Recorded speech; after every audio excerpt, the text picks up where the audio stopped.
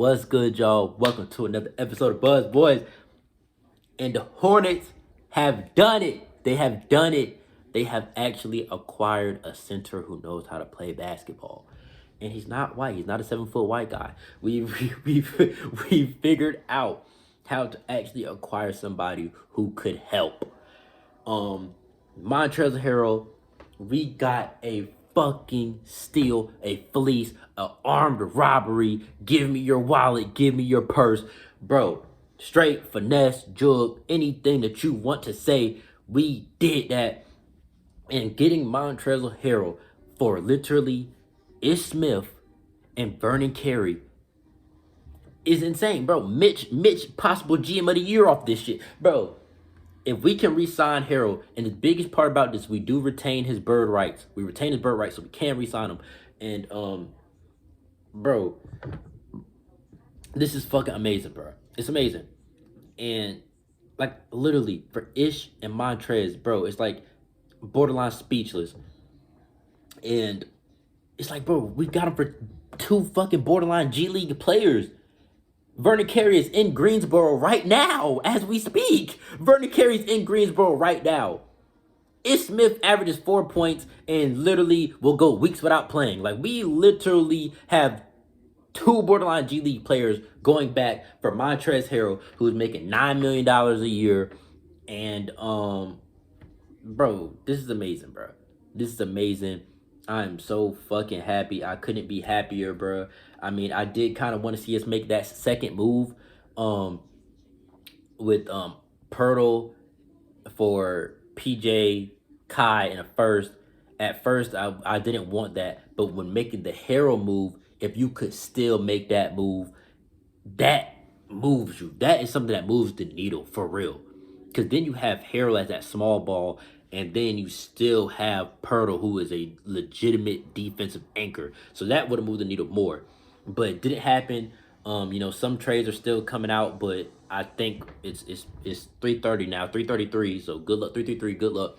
But I think we're done. We haven't done no more moves. Harrell was the move, and bro, how can you complain, bro? Now, does it fix the defensive problems? No, but he's literally not. He's not a laughing stock. You know what I'm saying? Now, him and Plumlee average the same amount of blocks, 0.7. But if you go back to Plumlee's years as a Clipper, you see he averaged 1.3 blocks before. So he can give you a little over a block. And one thing I got to say, I think his minutes need to go up. Like, bro, he's not even playing crazy minutes for the Wizards for real. So, I mean, the way I'm looking at it, if we just literally give him 30 minutes a game, which I think we should do, I don't think there should be no debate. I mean, right now for the Wizards, he's playing 24 minutes. So, of course, his numbers aren't as crazy. You know what I'm saying? When he was playing 28 minutes for the Clippers, he had 1 block. The year before that, 1.3. So it's like you give him 20-something minutes, he's going to give you a block plus a game. So I feel like he needs to be playing 30 minutes minimum, bro. Because he's never done that in his career. So his best year on the Clippers, he played 28 minutes a game. 19 points, 7 rebounds, 1 block, half a steal. So, I mean, you look at it, if you can give him like 32 minutes, that would be the most of his career. You could really unlock him and get him to blossom. And at that point, you might unlock that 20 and 10 guy that the Hornets have desperately been trying to find. And we've tried to get Montrezl Harrell before. He turned down a contract from us for more money to go to the Lakers for less money. So we've tried to get him, bro, a couple of times. And, he's a hometown guy. He's from Tarboro, North Carolina. So this is a homecoming that has been long in the making. And, I'm ecstatic, bro. Comment down below your thoughts on this. I'm happy as fuck. He is still 6'7", but he plays bigger. We retain Plumlee if we need him. And, I trust Nick Richards. I feel like Plumlee can sit his ass down and we don't need to see him no more. You play Harrell and you play Nick Richards and you ride with that until it proves you wrong. Plumlee, bro, I don't need to see him no more. I don't want to see him no more. And from this point, you feel me, I'm going to go ahead and get into what the new starting five could be. And shout out to King's Fuse, Lit House, New Media. They had a Twitter space where I was in there talking, and it was like 100 some people in there. We were all debating on, does Harrell start? And to me, the answer is yes, without a doubt, without even a fraction to think about it, bro. Plumlee is a loser, bro. He's not good. So I know Montrezl Harrell has been that 6-man guy on good teams. On good teams. Like, bro, that have centers. These niggas, we don't got no fucking center. So yes, he starts, bro. We're gonna be undersized, but we play our best basketball using small ball anyway. And you think about it, just LaMelo Ball, Montrezl Harrell on the pick and roll. You know a dunk is coming and you can't do shit about it. You know what I'm saying? You know the dunk's coming, you can't do shit about it. And bro, I'm just so fucking happy. Like, this is what needs to happen.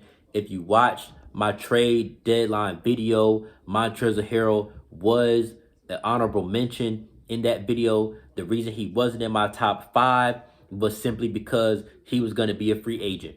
That was the only reason that I put him in that, and also just he not quite the defensive anchor that I was looking for us to obtain. Now I'm still happy, bro, because we got somebody on this list. We got somebody on the list, and if you didn't watch the deadline video, I'm going to put it in here somewhere, or it's going to be at the end of the video. I still haven't really figured out how to put videos up during shit. I'm trying to learn. If anybody can help me figure out how to do that, please comment or DM me on Twitter at BuzzBoys919, because I do need help trying to figure out YouTube. Please help me out. But the reason I didn't have Montrez, I'm reading here. The reason I didn't have Montrez in that top 5 was simply because he was a free agent. But we retain his bird rights, and if he plays well, shit, we bring him back. And he's 28, he's still in his 20s, but it is what it is. I mean, he just turned 28 in January, so for me, he's a fresh 28. And Rashawn Holmes is like 27, 28, so it didn't fucking matter. And I'm happy. He's played with Terry Rozier at Louisville. He's played with LaMelo and the Hines runs, you feel me, if you watch that. And you feel me, I'm happy, bro, because we get a legitimate center who can actually be a fucking threat. And I know this does not move the defensive needle, but it moves the offensive one. We actually have center production now. We could go up to 120 points a game at this point. Like, bro, and the thing is, we average 114. We have not gotten to our 114 average since the Lakers game. That's January 26th, bro. That's 2 weeks. We haven't even got to our point per game average. Now, yes, you have 3 guys out, but we still, we're not even getting back to our point per game average. So this helps you offensively to at least get back to, beating teams with scoring, because the Hornets ain't beating nobody with our defense, bro. We can get some transition points, but we're not beating nobody with our defense. We're beating with our offense. And us getting to 114 was what was winning us games. We gave up 113, but us scoring at 114 was helping us win. We were at 6 games above 500 before, we fell the fuck off. And the reason we fell off because we couldn't put the ball in the basket anymore. And without scoring, we're nothing. So, this helps. It helps something. Does it fix everything? No. But it's a trade deadline deal on an expiring player. It wasn't ever going to fix anything. Everything. It was never going to fix everything. I don't necessarily think it was anybody available that fixed everything. Well, I'm not going to lie. I loved Mitchell Robinson and Miles Turner. I do feel like they kind of did fix everything. But it is what it is. Turner not on the move after the Sabonis deal. Mitchell Robinson remains a Knick. He is a free agent this year. You never fucking know. So, with free agency coming up, and it's a lot of players, a lot of the centers that we could have targeted are on 1-year deals and we're expiring. So it's like, you just kind of try your hand this summer and see what the fuck happens. Now, I don't know how much money we're going to have after we re-sign Miles, because he is probably going to command $100 million.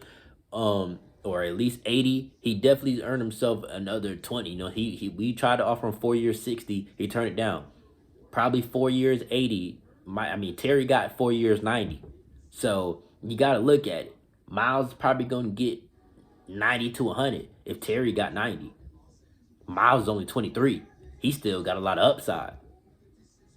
So, Miles probably going to get $100 million. I don't really know where that leaves us. But with the bird rights, I think we can go over the cap to re-sign Montrezl Harrell if we deem fit, and we still keep the Pelicans pick. We still got PJ, and the thing about PJ is we can still trade him next year. He might move faster next year just because he's going to be an expiring contract. So it's like, if a team needs help next year, here goes somebody who can stretch the floor for y'all and is going to fall off the books next summer. So, we can still move PJ if we need to fuck around and move PJ, or we can still move him this summer. Like, it's not done on that. But we just got to see how stuff plays out. For me, I got my starting lineup being, okay, it's a notification here that's just sitting here. Okay. For me, I have the starting lineup being with Gordon out. It depends on how we go, because we could play Miles at the 3 or we could play Miles at the 4. We elected last night to play Oubre at the 3, so I don't know if we view that as the long-term thing. And with Montrez only being 6'7", it's kind of But to me, I feel like starting lineup could be LaMelo, Terry, Oubre, Miles, Harrell. That still gives you a decent bench. You know what I'm saying? With Ish Smith gone, Cody Martin hurt, there is nobody to play backup point guard. Terrell's, you're already playing 40 minutes. Borrego said he doesn't want that anymore. He's trying to, give the guys a fucking break. So I think that equals Book Knight is handling the ball off the bench. I don't see who else it could be. Now, the thing is, we don't know when Book Knight's going to be back. They said it wasn't going to be too long. And he did go from a cast to like sports tape on his hand. So, maybe by the Detroit game or the Memphis game, he's back. We don't know. Maybe the same thing goes for Cody. I'm not quite sure, what he has going on. But I do think this frees up something for Book Knight. It frees up something for him. Because Ish didn't play consistently, but when he did play, he would get around 10 to 15 minutes when he did play. So that can go to Book now. And, if you elect to start Oubre, you still got Book Knight. You still got Martin off the bench. So it's like, okay, that can still be a defensive backcourt off the bench. And, Cody's still going to play with the starters here and there anyway for defensive purposes. But you can stagger. And you can still stagger Book Knight with Terry Rozier. You can still stagger. So you do that.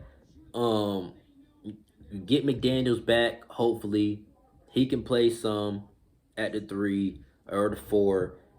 And it depends on if you start PJ or not. You still have him off the bench. And then, to me, I don't think we need Plumlee any longer. But if you do feel like, okay, just that 7-footer presence, you can bring him off the bench. And that can kind of try to help Book Knight develop some pick and roll stuff off that. But really, I get Plumlee to fuck on, bro. He's sitting down, bro. He's sitting down. And I'm elevating Nick Richards and trusting him. And, bro, with what we saw last night, like, Nick Richards can play. He only had 1 rebound, but he can play. And, oh, yeah, bro, I have to tell you guys, last night I recorded a 20-something minute video about the Bulls' loss, about Nick Richards, a full video. Somehow it didn't have sound. I don't know how. My pods were in. Everything was normal. It didn't have sound. I don't know how. I uploaded it to YouTube. It took a fucking hour. And then somebody comments at like midnight. Maybe it's just me, but this video doesn't have sound. And it didn't have sound on YouTube. I went into my photo gallery. It didn't have sound. Like, I have no clue how that happened. So if you guys were wondering where the Bulls content was, I posted it. It was up for maybe 20 minutes. And I had to take it down because it didn't have any fucking sound. But Nick Richards had 11 points at one point in 9 minutes. Bro, at one point he had 9 points in, something like 11 minutes, bro. Either way, go. Plumlee has had 9 points in his last 2 games. He had 3, he had 6. Nick Richards gave you that. In a little amount of time, he gave you that. Just off a pick and roll lob from LaMelo. So the way you look at it, bro, the way I look at it is Harrell is going to be a beast on the boards. We know that. So you don't need Plumlee no more. You go ahead and you elevate Nick Richards and trust in Nick Richards. And also, Him staying on the roster shows that we believe in him. So you have Nick Richards off the bench, and he can do that pick and roll with Book Knight to where he can just throw the lob and get the dunk. And you still got PJ out there. Like, this brings us balance, bro. We're still going to be a small team, but that shit is what it is. We can score, and if we can rebound, it is what it is. But these shots have to start falling again. And hopefully this move reinvigorates this team. Montrez, just his personality. He's a guy that's going to be yelling, screaming, dunking, and hopefully it just reinvigorates us and we start knocking down shots. Because none of this matters if we're still shooting like 20% from three. None of this matters if we can't shoot. But hopefully this reinvigorates us. And hopefully if we do miss, Montrez can get offensive boards and kick it out to shooters, or he can dunk. And Montrez, let's see what his free throw percentage is. And I obviously put that shit in my fucking last trade video, but I don't got that shit right here at the top. So let's go and see what his free throw percentage is. I know it has to be better than fucking Plumlee, obviously. So it's like, I'm not scared if he gets fouled. But Plumlee, you get mad if he gets fouled. Like, bro, you didn't dunk it, so we didn't get the 2 points. You didn't get the and 1, and now you're about to go and fucking possibly miss both free throws. So it's like, you would hate when Plumlee gets fouled. Yeah, he shoots 73%. So that's somebody where if he does get fouled on the offensive board or just gets fouled, period, you trust the guy, you're happy. Because it's possibly going to be 2 points. It's most likely going to be 2 points. He shoots 73%. He can go 3 for 4. He's going to make his free throws. This nigga Plumlee is a bum. You don't even want him to get fouled. Like, that's a bad thing. And I don't know why more teams do not hack a Plumlee, bro. I don't understand it. He's the worst free throw shooter ever. He's worse than Shaq. I would be fouling him every possession, bro. I don't know why they don't. But anyway, yeah, so to me, Plumlee, you served your purpose. You came here for this little year. Da-da-da-da. You're done. Get the fuck on. And that is just how I view it. And I'm trusting Nick Richards to give me some type of production in around 10 to 15 minutes. The Raptors are waiving Drew Eubanks. He came from. So, yeah, it's going to be people that, get waived. And maybe we can try to pick somebody up, out the buyouts or the waiver wire, whatever you want to say.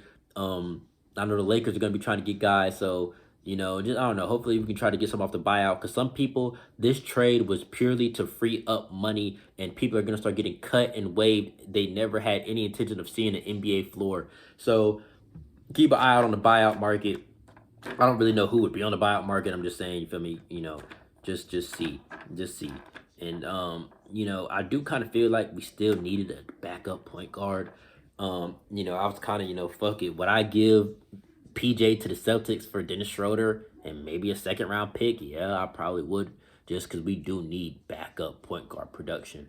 We can't keep trying to get shooting guards to play point guard. Can Book Knight play point guard? We're going to have to see. I feel like it's going to be the same thing with us trying to make Malik do it last year or a few years ago. I don't know. We're going to have to see, but Book Knight's going to have to make it work if he wants to see the floor right now. So, damn it, make it work, because this is your shot. If it is indeed him that is going to be getting those backup point guard minutes, you got to make it work. I don't give a fuck, and especially if he's doing pick and roll with somebody like Nick Richards or somebody with Harrell, you just got to make the right play. Take what defense gives you, either try to score or fucking lob it. So, it's pretty simplistic, and hopefully he can succeed in that role. But, yeah, man, y'all comment down below. Y'all let us know what you think the starting lineup is. If you think Harrell should start, if you think he will start, because I think he should start, but you never know with Borrego. You never truly know. And I think he might come off the bench for maybe one game, but I really think he should be starting off top, bro. Like, bro, it's simple. Pick and roll, dunk the ball. You'll get the hang of that shit. Like, it just is what it is. And with the trade being today and us playing tomorrow, I don't know if he'll be active tomorrow. I don't know yet. Karis LeVert did play for the fucking Cavs, and Sabonis did play for the Kings last night, so I don't really see why, saying he couldn't be available for us tomorrow, and especially against a team like the Pistons, who is ass. Let's go ahead and test this out, where you can really test it, and it's not going to really cost you a win, because we should still be able to win no matter what. So hopefully he plays tomorrow, but y'all comment down below, and throw out your rotations. Even just what do you want to see from the starters and the bench. Um, Now, hopefully, McDaniels is coming back off that ankle soon. He's been out of the walking boot for a while, so I feel like he should be coming back. Like it's just a sprained ankle. It's his first time ever spraining an ankle, which is crazy. Like in all of his years playing basketball, he's 23. He's never sprained an ankle one time. So I don't know, but hopefully he can recover from his little injury. Um, Hayward has the same thing. His might be worse because, bro, if you watch the video, his ankle's like up under that body. I'm trying to think who landed on him. I don't remember who landed on him, but like his ankle turned bad. So Hayward will probably be out longer than McDaniels. Like Hayward, let's just go ahead and call it a month because we know him. And yeah, so we know him. But McDaniels coming back is important because it gives us height. It gives us length, wingspan that we just need to switch 1 through 5. It's important for us defensively that McDaniels come back. Like nobody on this roster is taller than him except for Plumlee, bro. Like that shit's important. So we'll see what happens. But to me, I just feel like, I feel like we should still bring Oubre off the bench. I feel like we should still bring Oubre off the bench, honestly, just to help Book Knight, because he is gonna need that. And if you go ahead and you put out Cody, Oubre, um, McDaniels, and then Nick Richards or Plumlee out there with Book Knight, that would help. Now the thing is, the Hornets have never been a 5-in, 5-out team. I think that we could have already did that earlier. But I don't know if Borrego would truly have a 10-man rotation where he's subbing 5 guys at one time. I don't think so. But if you can just stagger, shit could work out. But I'm just saying that bench with Book, Cody at the 2 or at the 3, however you want to do it, Book, Cody, Oubre, McDaniels, and then Richards, that's a decent producing bench. Like that's a bench that you can rely on to do something for you every night. All we need is about 30 something bench points. Like, it's been games where we don't get anything. So if we can just get that, that would be big for us. But I am gonna go ahead and wrap this up. I got out everything I wanted to get out. I'm ecstatic. I am happy as fuck. Everything. We actually did something and we got such a good deal. Y'all owe Mitch an apology because, man, Mitch has been catching hell. Y'all forget, bro. He's been doing this for 20 years, bro. He's coming from the Lakers, bro. He has rings on his fingers, bro. He knows what he's doing. He knows what he's doing, man. But anyway, I'm going to go ahead and wrap this up. Hopefully, I pray to God that this has sound. Because if it doesn't, I'm going to be depressed. I did a testing video, and the test had sound. So if this doesn't have sound, I'm going to be sick to my stomach. But anyway, thank y'all for fucking with me. Thank y'all for tapping in. Thank y'all for the new subscribers. Thank y'all for the new viewers. I love it. Keep this channel going. And, hey man, I'm happy I was right. I'm happy that somebody from my first video actually came in. I was right. Just a little bit. I was right. So I'm happy. But yeah, thank y'all for fucking with me, man. Peace.